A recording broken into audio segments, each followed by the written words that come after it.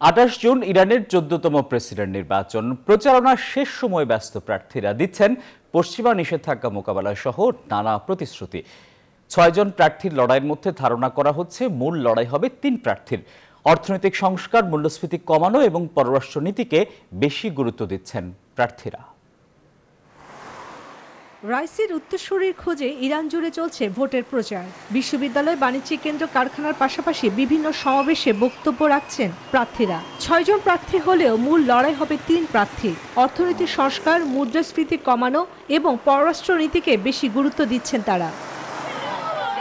বিভিন্ন জরিপে জনপ্রিয়তা দৌড়ে এগিয়ে আছেন মোহাম্মদ বাঘের কালিবাফ, মাসুদ পেজেশকিয়ান ও সাইয়েদ জলিলি। অর্থনৈতিক সংকট মোকাবেলায় দলমত নির্বিশেষে সবাইকে নিয়ে কাজ করার অঙ্গীকার করছি। বিদেশি হস্তক্ষেপ থেকে দেশকে রক্ষা করতে প্রতিশ্রুতিবদ্ধ। আমাদের সক্ষমতা ও সুযোগ সুবিধা দেখে প্রতিবেশী এবং পশ্চিমারা ইরানের শক্তিকে ঈর্ষা করে। স্বাস্থ্যকর অল টাইম হানিকম্ব, সব সময় অল টাইম হেলদি লাইফ। তবে প্রচারণার রেসে পিছিয়ে নেই বাকি ৩ প্রার্থী, আমির হাশমি, আলী রেজা জাকানি এবং মোস্তফা পোর মোহাম্মদী। এদিকে চাকরি, আবাসন, শিক্ষা, অর্থনীতি এবং বাক স্বাধীনতার উপর জোর দিচ্ছেন ইরানের ভোটাররা। ইরানের যুবক যুবতীদের শিক্ষা অনুযায়ী চাকরির ব্যবস্থা, যারা জোর দিচ্ছেন তাদের ভোট দিবে।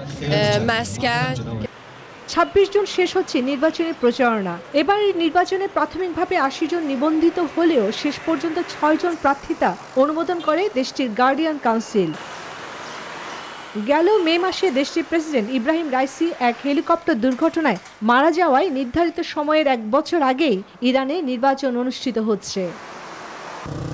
চন্দ্রানী চন্দ্রা, নিউজ 24।